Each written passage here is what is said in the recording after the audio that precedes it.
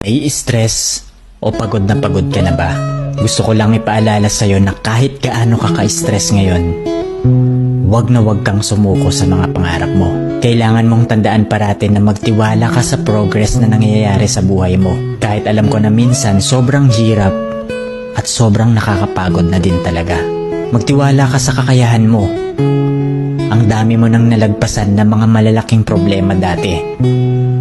Ngayon ka pa ba susuko? Patuloy ka lang na lumaban. Ang pakiramdam mo ngayon na nahuhuli ka na sa buhay, siguro dahil nakikita mo yung mga kakilala mo o yung mga kaibigan mo pakonti-konti may na-achieve na sila. Parati mong tandaan na lahat tayo ay may kanya-kanyang timeline sa buhay. Hindi ka nahuhuli at hindi ka rin naman nauuna. Kung nasaan ka man ngayon sa buhay mo, yan ang lesson at experience na kailangan mong pagdaanan ngayon. Lahat tayo ay may sariling kwento sa buhay na makaka-inspire ng ibang tao. Sarili mong kwento yan.